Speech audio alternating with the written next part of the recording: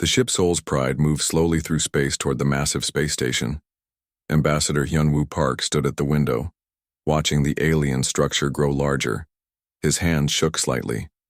This was the most important day in human history. Dad, look at that. His 12-year-old daughter, so young, pressed her face against the glass. Her eyes were wide with wonder. It's so big. Are those really aliens living there? Hyunwoo smiled at his daughter. He had not wanted to bring her on this mission. The government said it was too dangerous. But So Young had begged him for months. She loved science and wanted to meet aliens more than anything else. Finally, he agreed. How could this diplomatic meeting be dangerous? Yes, sweetheart. We are about to meet the Galactic Empire for the first time. This will change everything for humanity. The Empire had contacted Earth 6 months ago. Their message was simple. You will send representatives to discuss your place in our galaxy. The Empire ruled over hundreds of worlds and thousands of different alien species. Earth was new to space travel. The Empire wanted to see if humans were worth keeping alive. Captain Sung-Ho Kim walked over to them. Ambassador, we are ready to dock. The Empire ships are all around us. He pointed out the window. Huge alien warships surrounded their small human vessel. Each Empire ship could destroy Earth's entire space fleet. Thank you, Captain. Remember, we are here to make friends, not enemies. Hyunwoo straightened his formal clothes. Everything had to be perfect. The docking process took an hour. Empire technology was far beyond anything humans had seen. The station was the size of a small moon. Millions of aliens lived and worked there. This was the center of their government. When the doors opened, 2 tall alien guards waited for them. The creatures looked like lizards walking on 2 legs. They wore shiny armor and carried weapons that hummed with energy. Behind them stood a smaller alien with 4 arms and purple skin. I am Translator Vexthun. You will follow me. Do not touch anything. Do not speak unless spoken to. Do not look directly at High Chancellor Vexthar. The alien's voice was cold and unfriendly. They walked through corridors filled with amazing sights. Strange aliens moved past them. Some had tentacles instead of arms. Others floated in the air without wings. The walls showed moving pictures of space battles and conquered worlds. So Young whispered to her father, Dad, this is incredible. Look at all the different aliens. She pointed at a group of creatures that looked like walking trees. Shh, sweetheart. We must be quiet. But Hyunwoo was just as amazed as his daughter. The throne room was enormous. The ceiling disappeared into darkness above. Hundreds of aliens stood in perfect rows on both sides. At the far end, on a throne made of black metal, sat High Chancellor Vexithar. The High Chancellor was the most frightening creature Hyunwoo had ever seen. He was twice as tall as a human, with red scales covering his body. His eyes glowed yellow in the dim light. When he spoke, his voice filled the entire room. So these are the humans. Vexthar leaned forward. You look weak. Your technology is primitive. Your ships are slow. Tell me, why should the Empire allow your species to continue existing? Hyunwoo stepped forward and bowed. Your Excellency, humanity is young but eager to learn. We wish to join the galactic community peacefully. We can offer our friendship and cooperation. Several aliens in the room made sounds that might have been laughter. High Chancellor Vexthar's mouth twisted into what humans would call a cruel smile. Friendship? Cooperation? The High Chancellor stood up. He was even more terrifying when standing. The Empire does not need friends. We need subjects who obey. You will return to your world and tell your leaders this. Earth will pay tribute to the Empire. You will send us your best resources every year. Your ships will not travel beyond your solar system without permission. If you refuse, we will destroy your planet. Hyunwoo felt his heart sink. This was not going as planned.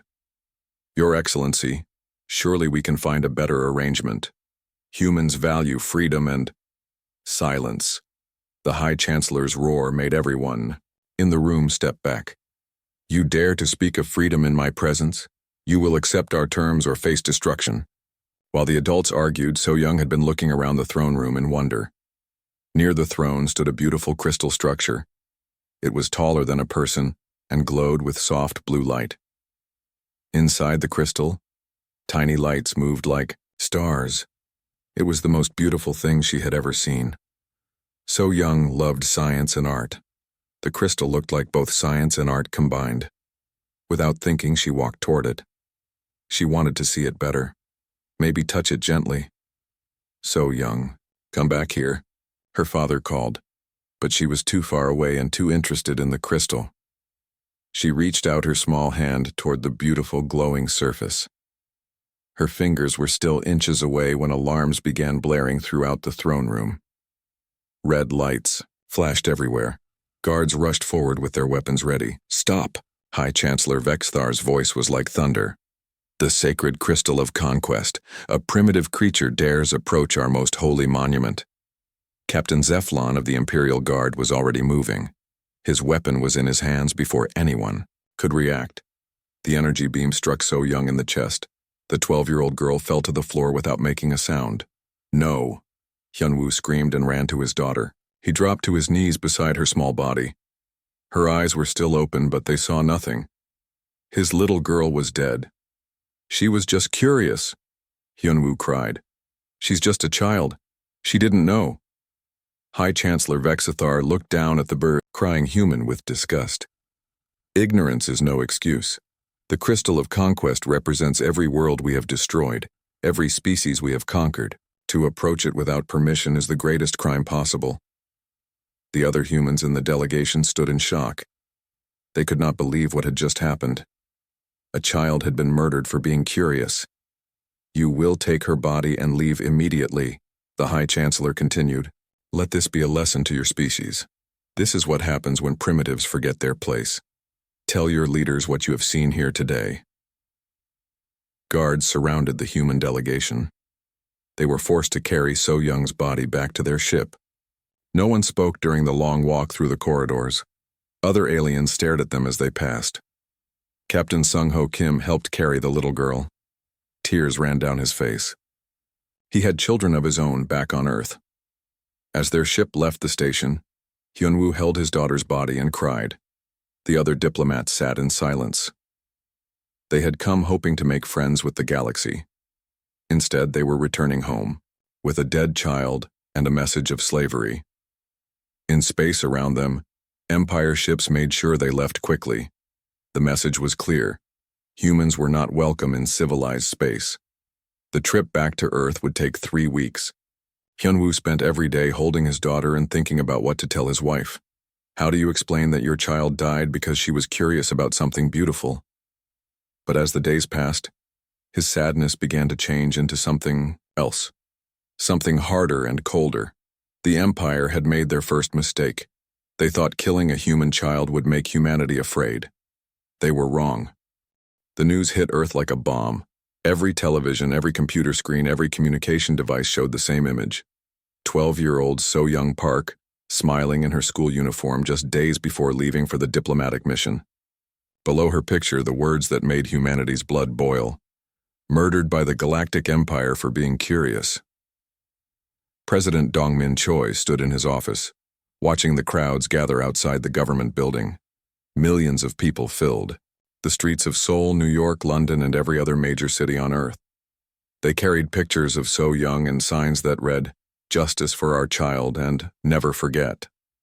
Mr. President, his aide said quietly, the rioting has started in 12 cities. People are demanding immediate war against the Empire. Dongmin shook his head. War now would be suicide. The Empire has thousands of ships. We have barely 300. We need time. Admiral Jin-Ho Lee entered the room. His face was grim. Sir, I've reviewed all our intelligence on Empire military strength. If we attack now, humanity will be extinct within a month. Then what do you suggest, Admiral? Jin-Ho looked out at the angry crowds. We do what humans do best, Mr. President.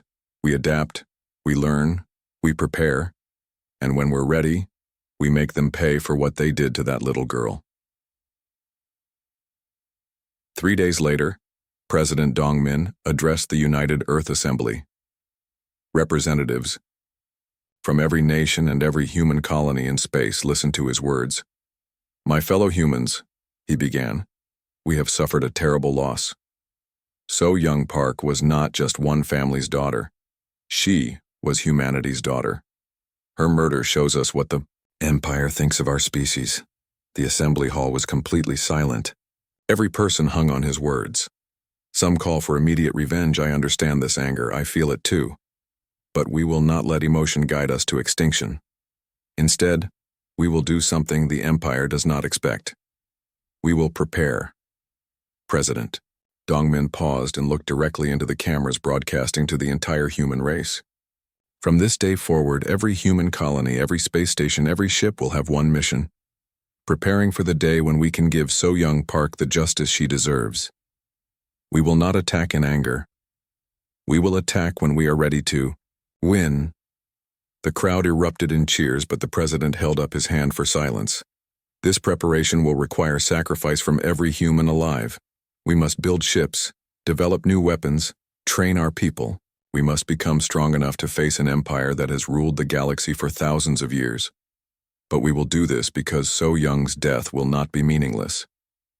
That night, the largest mobilization in human history began. Admiral Jin Ho Lee took control of Earth's military expansion. Shipyards that had been building cargo vessels and exploration ships switched to building warships. The designs were completely new, based on every piece of information gathered during the diplomatic mission. Dr. Mi-kyung Kim led the scientific research teams. She was Earth's best scientist, known for solving impossible problems. Now she had the biggest problem of all: how to make human technology good enough to fight an empire that had been building weapons for millennia. "We can't match their numbers," she told her research team, "but we might be able to match their technology, maybe even exceed it." Her team worked 20 hours a day, 7 days a week. They studied every recording from the Empire station. They analyzed the alien weapons, the ship designs, even the materials used in the walls and floors. "Look at this," said Dr. Jae-sung Park, one of her top researchers. "Their technology is incredibly advanced, but it's also incredibly old. Some of these weapon designs haven't changed in centuries." Dr. Mi-kyung nodded. "They've become lazy. When you rule the galaxy without challenge for thousands of years, you stop innovating. That might be our advantage." Meanwhile, Tae-hyun Yoon, Earth's greatest military strategist, worked on battle plans. He studied every recorded space battle in galactic history. He analyzed Empire tactics and looked for weaknesses. "They always use the same strategy," he told Admiral Jin Ho. "Overwhelming force applied directly. They've never had to be clever because they've always been the strongest. Can we use that against them? Maybe. If we can make them think we're weaker than we really are, we might be able to surprise them when the time comes." The work continued for months. Every human settlement contributed to the effort. Mining colonies worked overtime to provide metals for shipbuilding. Research stations focused on weapon development. Even children in schools were taught basic military skills. But the most important development came when Jimin Kang arrived on Earth. Jimin was a former Empire slave who had escaped during a prisoner transport. She was from a species that looked almost human but had blue skin and large black eyes. She had lived in Empire space for 20 years before escaping. "The Empire has a weakness," she told Admiral Jin Ho during her first briefing. "They don't believe anyone else can threaten them. This makes them careless." How careless? They broadcast their military communications without encryption. They assume no one else has technology good enough to understand their language or decode their signals. They've been doing this for centuries. Admiral Jin Ho leaned forward. This was exactly what they needed. "Can you help us understand these communications?" "More than that. I can teach your people to think like Empire citizens. I know their psychology, their culture, their fears. Most importantly, I know what they're not afraid of." Jimin's information changed everything. She taught human intelligence officers about Empire society. She explained how their government worked and how their military operated. Most valuable of all, she helped them understand Empire weaknesses. "They have one fear," she explained. "The fear of their subject species rebelling. They've conquered hundreds of worlds, but they've never been able to make the conquered people truly loyal. They rule through fear and force. Could we use that? If you could convince some of their subject species to rebel at the same time you attack, the Empire would have to fight on multiple fronts. They've never had to do that before. As the months passed, Earth changed completely. Peaceful cities built weapons factories. University students studied military tactics alongside their regular subjects. Farmers learned to grow food in underground bunkers in case of attack. But the most important change was in humanity's spirit. The image of So Young Park became a symbol that united every human. Her picture appeared in every home, every workplace, every ship. Under her image, the same words appeared everywhere. Never again. People who had argued about politics and religion for centuries now worked together with one goal. Rich and poor, young and old, people from every nation and every colony, all of them focused on the same mission. Children born after So Young's death grew up hearing her story. They learned that she died because she was curious about something beautiful. They learned that the Empire killed her for no other reason than cruelty and arrogance. 1 year after the diplomatic incident, Admiral Jin Ho presented his report to President Dong Min. "Sir, we've built 200 new warships. Our weapons technology has improved by 300%. Our intelligence networks are gathering information throughout Empire space. Most importantly, we've established contact with 12 subject species willing to consider rebellion." President Dong Min looked at the classified reports. The numbers were impressive, but still not enough. "How much longer do we need?" "At least 4 more years, sir. Maybe 5. The Empire has thousands of ships and millions of soldiers. But when we're ready, we won't just be fighting to win. We'll be fighting for So Young." Outside the president's window, construction continued on the new orbital shipyards. Hundreds of human ships moved through space, carrying supplies and equipment. Earth's sky was filled with activity. The Empire, watching from their distant stations, saw all this movement. But they thought it was just normal human expansion. They had no idea that everything they saw was preparation for war. High Chancellor Vexthar received regular reports about human activity. He read them with amusement. "The humans are building more ships," his aide reported. "They seem to be expanding their colonies." "Good, let them build. When the time comes to collect tribute from their world, we'll take their new ships as part of the payment." The High Chancellor had already forgotten about the little girl who died in his throne room. To him, she was just another dead primitive. He had no idea that her death had united an entire species in a single purpose. But humanity remembered. Every ship they built carried her name somewhere on its hull. Every weapon they created was tested with her picture nearby. Every soldier who trained did so while thinking about a curious little girl who just wanted to see something beautiful. The Empire had made their first mistake when they killed So Young Park. Their second mistake was thinking that humans would forget. 5 years had passed since So Young Park died in the Empire's throne room. High Chancellor Vexithar rarely thought about humans anymore. His empire was busy conquering new worlds and collecting tribute from old ones. The small incident with the human child was forgotten history, but humanity had not forgotten. Captain Wu Jin Nam stood on the bridge of his ship, the Silent Promise. To anyone watching, it looked like a simple trading vessel carrying goods between systems. The Empire's sensors showed it as harmless, just another merchant ship from a primitive species trying to make money. They were completely wrong. The Silent Promise was Earth's most advanced spy ship. Its hull contained sensors that could map entire star systems. Its computers could break Empire communication codes. Its crew were the best intelligence officers humanity had ever trained. "Captain," reported Lieutenant Heiwan Shin, "we're picking up Empire military transmissions from the third planet.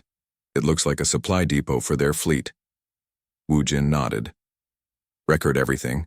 Ship movements, communication patterns, defensive positions. Command wants to know exactly what they have and where they keep it." This was the 43rd Empire system they had visited in the past 2 years.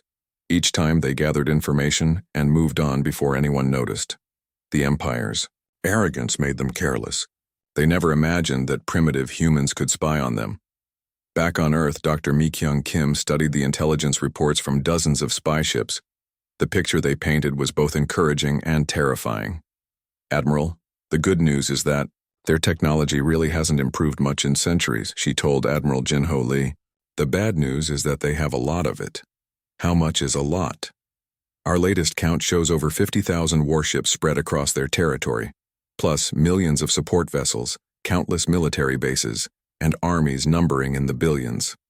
Admiral Jin-ho studied the star charts covering his office walls.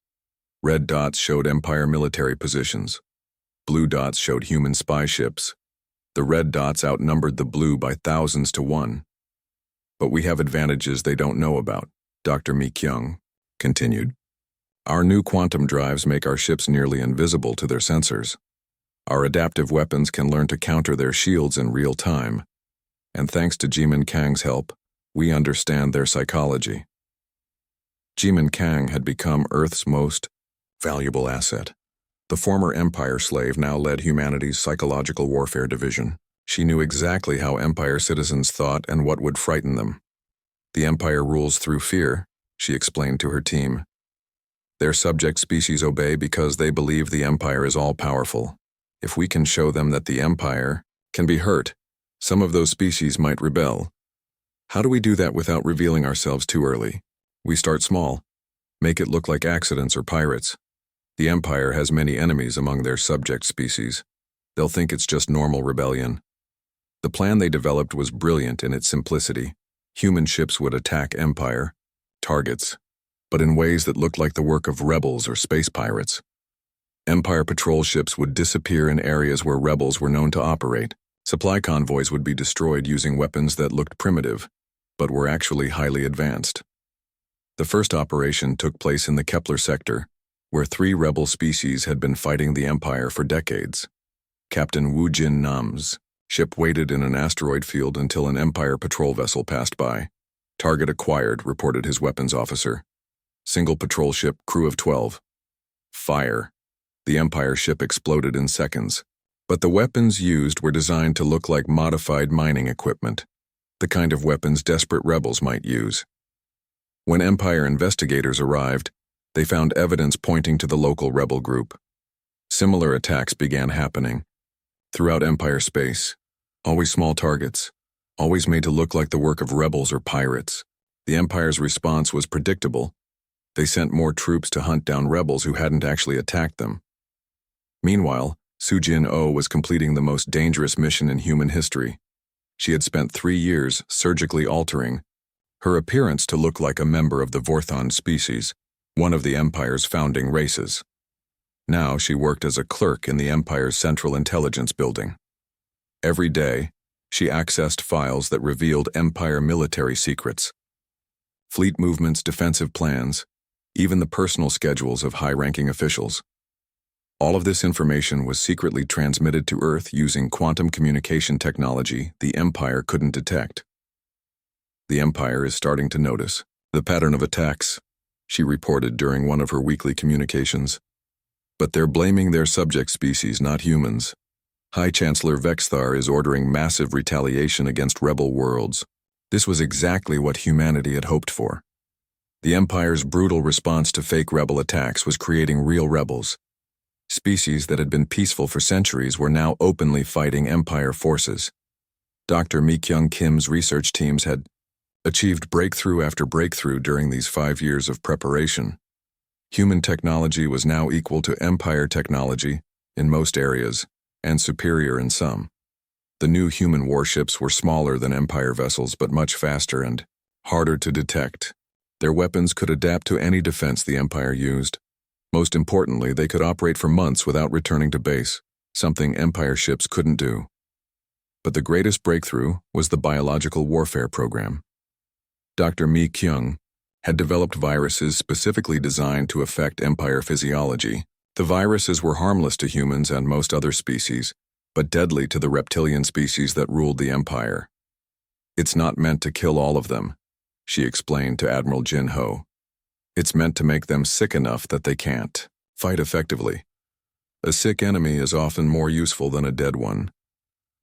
As the attacks continued, Strange reports began reaching Empire headquarters. Subject species throughout their territory were reporting mysterious signals from space. Some claimed to have seen unknown ships in their systems. Others reported finding evidence of advanced technology that didn't match anything in the Empire's database. Most disturbing were the transmissions that appeared on rebel communication networks. Videos showing the image of a young human girl, followed by messages in multiple languages. Justice comes. The Empire will pay. Remember So Young Park. High Chancellor Vexthar read these reports with growing anger. Who is this So Young Park? Why do the rebels keep mentioning her? His aide searched the Empire's records. Your Excellency, So Young Park was the human child executed for approaching the Crystal of Conquest 5 years ago. That? That was nothing. Why would rebels care about one dead human child? Perhaps the humans are supporting the rebels, Your Excellency. It would explain the improved rebel tactics and equipment.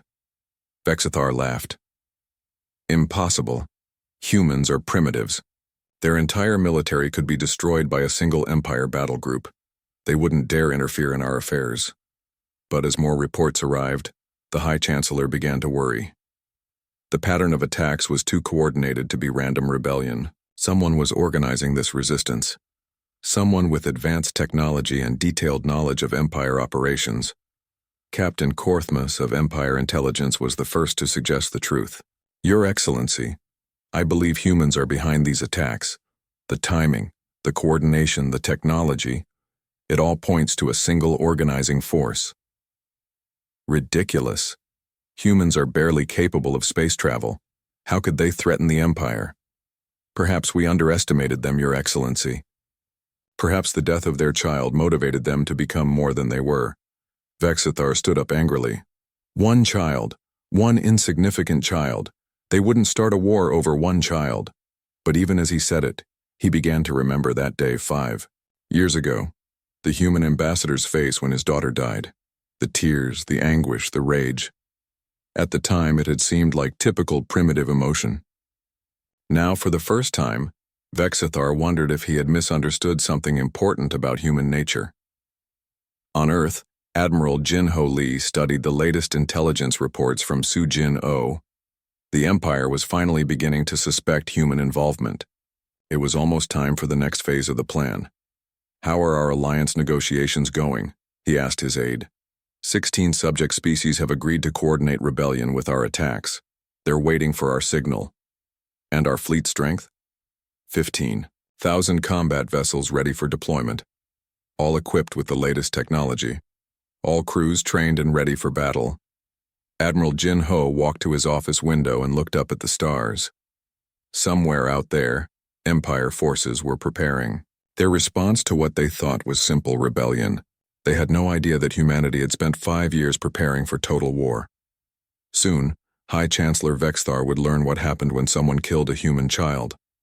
Soon, the Empire would understand that their greatest strength, their arrogance, had become their greatest weakness.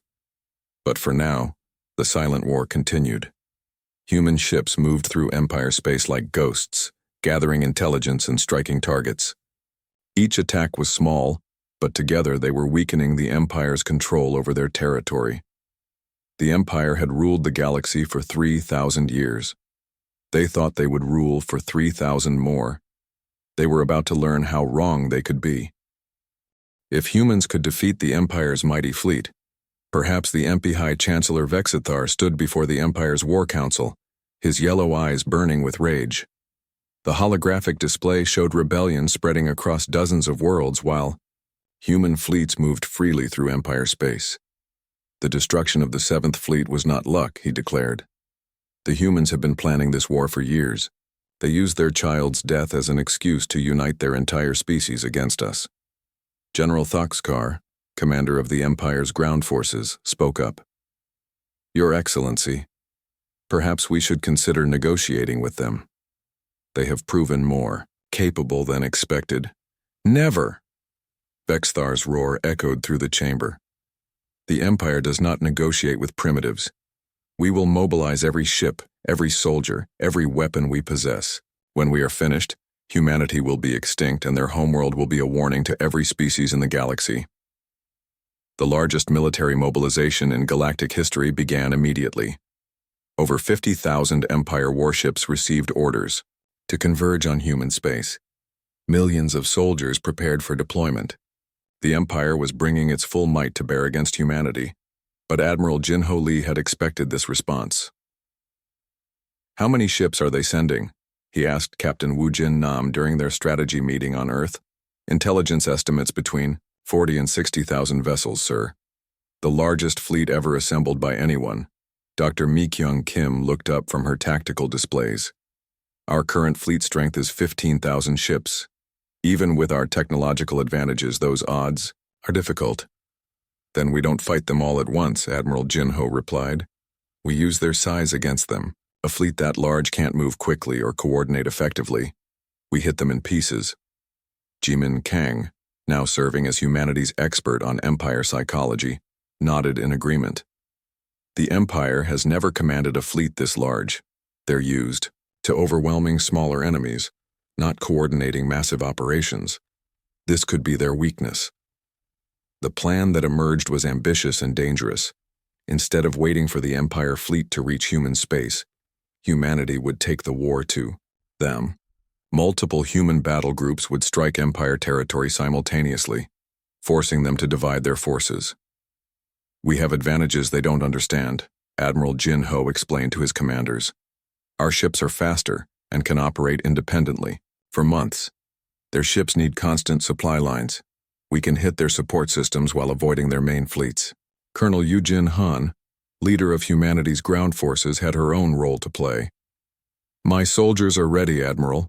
We've developed powered armor that makes each human equivalent to 10 Empire soldiers. When we take their worlds, we'll hold them." The armor she spoke of was another of Dr. Mi-kyung Kim's innovations. Each suit enhanced a human's strength, speed, and durability, while providing advanced weapons and communication systems. More importantly, the suits were designed to work with human biology and psychology in ways that made the soldiers nearly unstoppable. Meanwhile, Commander Haiwan Jung prepared humanity's fighter squadrons. The new human fighters were small, fast, and equipped with AI systems that could outmaneuver anything the Empire possessed. Each pilot controls not just their own ship, but a squadron of AI fighters, she explained. One human pilot can coordinate the actions of 50 fighters simultaneously.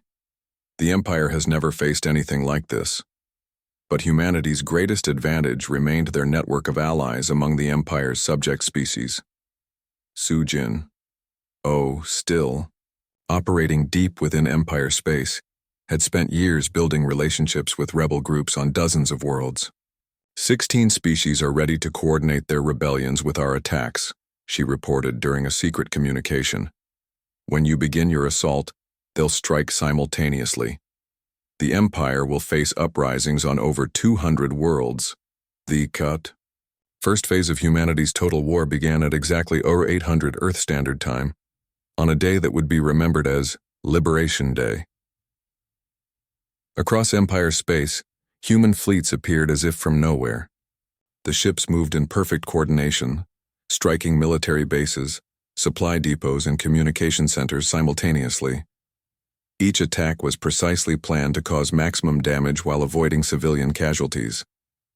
Captain Wu Jin Nam led the BU assault on the Empire's main naval base in the core worlds. His fleet of 300 ships faced a garrison of over 1,000 Empire vessels, but the human ships were equipped with Dr. Mi-kyung Kim's latest innovations. "Deploy the quantum disruptors," he ordered as his fleet engaged the Empire defenders. The quantum disruptors were weapons that could temporarily disable Empire ships without destroying them. The goal was not just to win battles, but to capture Empire technology and personnel for intelligence purposes. The Empire defenders found themselves fighting an enemy they couldn't understand. Human ships appeared and disappeared as if they could teleport. Human weapons adapted to every defense the Empire used. Most confusing of all, the humans seemed to know exactly where every Empire ship would be before it arrived there. This last advantage came from Su Jin-O's intelligence network. Years of spying had given humanity complete knowledge of Empire military procedures, communication codes, and tactical doctrines. While space battles raged throughout Empire territory, Colonel Eugene Han's ground forces were achieving equally impressive victories. Her soldiers, protected by their advanced armor and supported by AI-controlled drones, could capture heavily defended installations with minimal casualties. "The Empire soldiers are demoralized," she reported after capturing a major fortress world. "They've never faced enemies who could match their technology. Many are surrendering rather than fighting." The Empire's ground forces had another problem. Dr. Mi-kyung Kim's biological weapons were making them sick and weak. The viruses were now airborne on dozens of worlds, affecting any Empire personnel who tried to fight there. Commander Haiwan Jung's fighter squadrons were creating havoc throughout Empire space. Her pilots, each controlling multiple AI fighters, could engage enemy formations 10 times their size and win. The Empire's fighter tactics, unchanged for centuries, were useless against human innovation. But the most devastating aspect of humanity's assault was the coordinated rebellion by Empire subject species. On world after world, oppressed populations rose up against their Empire overlords. These weren't random uprisings, but carefully planned operations coordinated with human attacks. The Kelthon species, enslaved by the Empire for 400 years, sabotaged the shipyards building Empire vessels. The Morphin people, who had been used as forced labor for centuries, destroyed the mines producing materials for Empire weapons. The Yaltan rebels, aided by human advisors, captured the Empire's main intelligence center in their sector. High Chancellor Vexthar watched his empire crumble from his throne room. Reports of defeat poured in from every sector. His massive fleet, still assembling for the assault on humanity, was being forced to split up to deal with rebellions and human attacks. "How many worlds have we lost?" he demanded. 47 confirmed. "Your Excellency," his aide reported. "Another 33 are under attack. The rebels seem to know our defensive plans in advance." "And our fleet?" "Still assembling, but Admiral Drexnor reports that supply problems are delaying deployment. The humans have destroyed many of our support facilities." For the first time in his life, Vexthar began to understand that the Empire might actually lose this war. The humans had turned the Empire's own size against it. Every world the Empire controlled was now a potential battlefield. Every subject species was a potential rebel ally for humanity.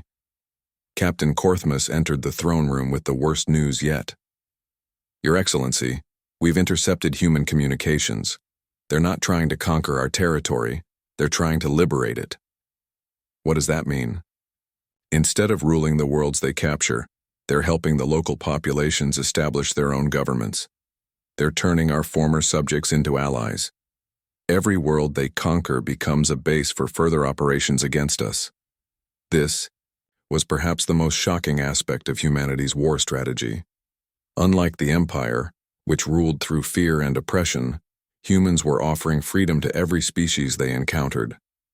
Former Empire subjects weren't just switching sides. They were becoming enthusiastic allies in the fight against their former oppressors. Dr. Mi-kyung Kim had predicted this psychological advantage. "The Empire has created millions of enemies. Over the centuries," she had told Admiral Jin Ho, "all we have to do is give those enemies the tools and coordination they need to fight back." As the war continued, it became clear that humanity wasn't just fighting to avenge So Young Park.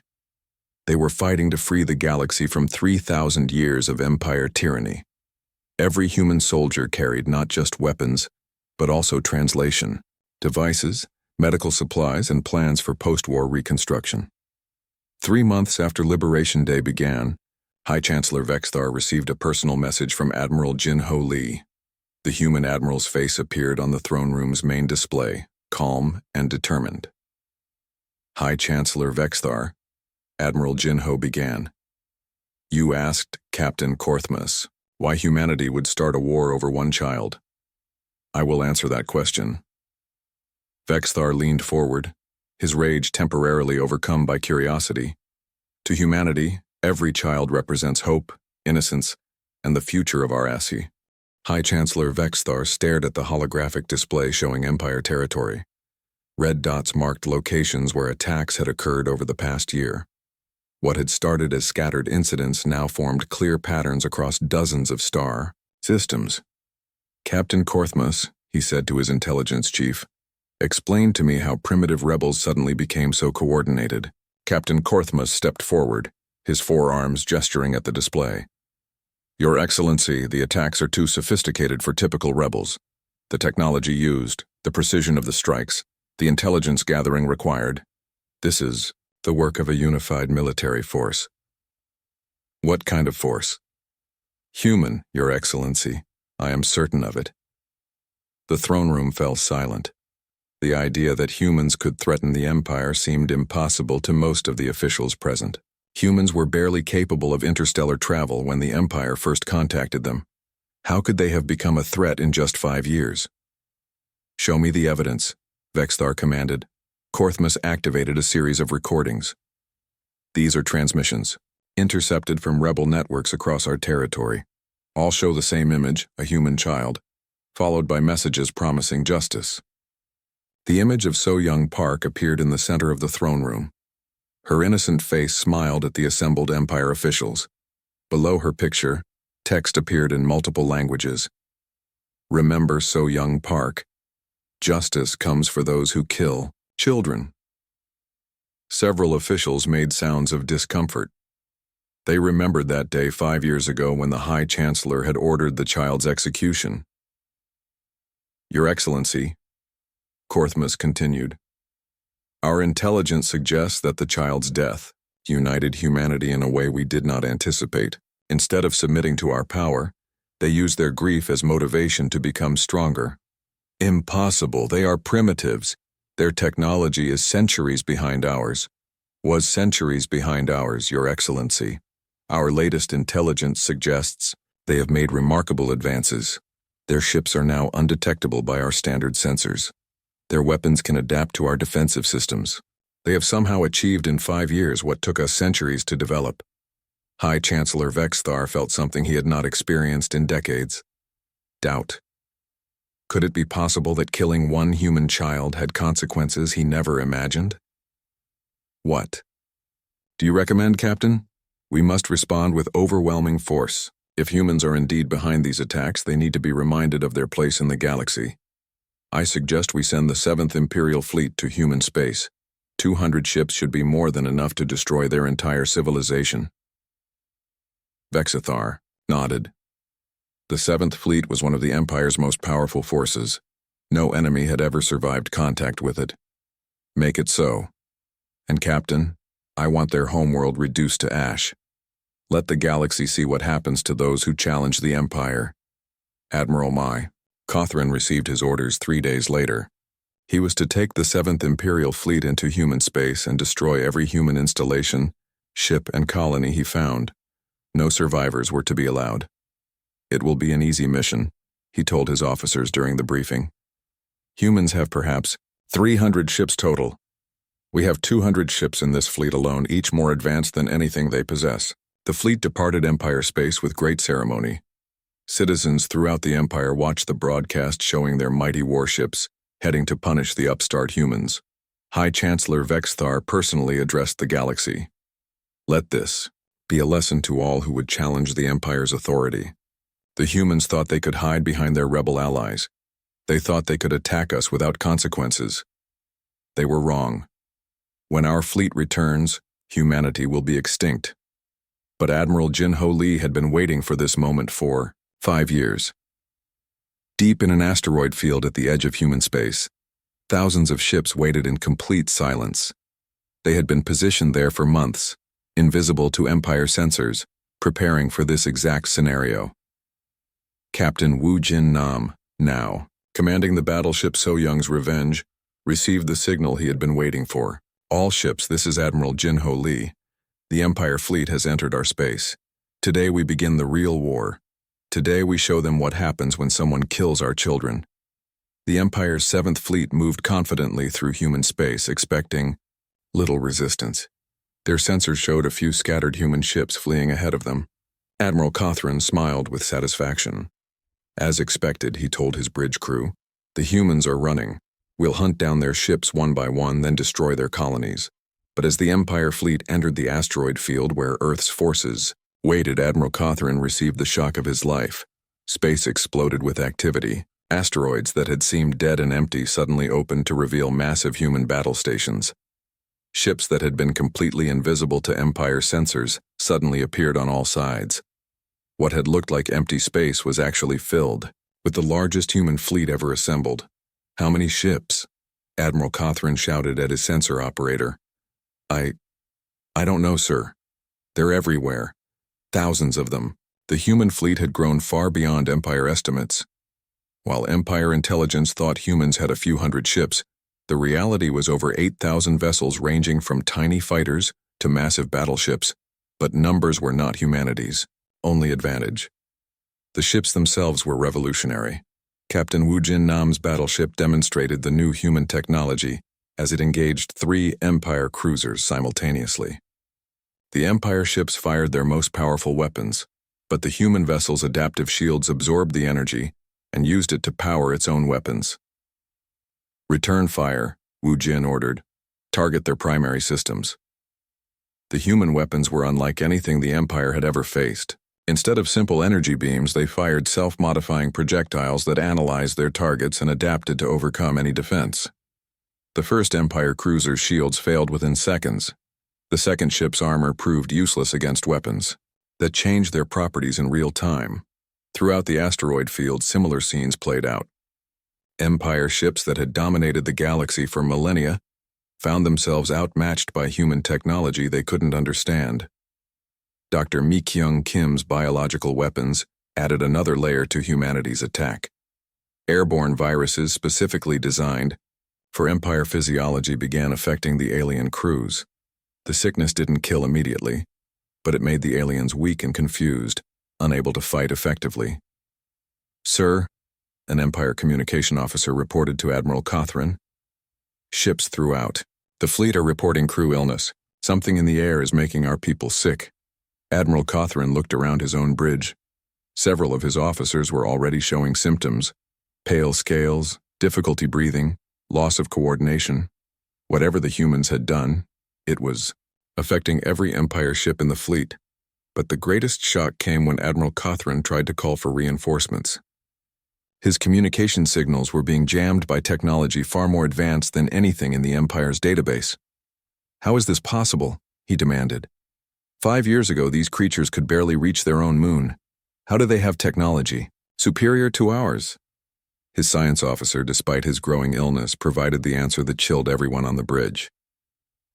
"Sir, our analysis shows that human technology has advanced at an impossible rate. They have somehow compressed centuries of development into 5 years. It's as if their entire species focused on one goal." "What goal?" "Killing us, sir. All of us." The battle lasted 18 hours. It was the longest single engagement in Empire military history, not because the Empire fought well, but because the human fleet was so large that destroying it took time. When the fighting ended, not a single Empire ship remained functional. Some had been destroyed outright. Others drifted. Dead in space, their crews succumbed to biological weapons. A few had surrendered, their commanders too sick to continue fighting. Admiral Cawthron, dying from the human virus, managed to send one final transmission back to Empire space before his ship's power failed. "Command. This is Admiral Cawthron. 7th Fleet destroyed. Humans were ready for us. They knew we were coming. Their technology. Impossible. They've been preparing for years. This was all planned. Warn the High Chancellor. They're not what we thought. They're not primitives. They're..." The transmission ended as his ship lost power.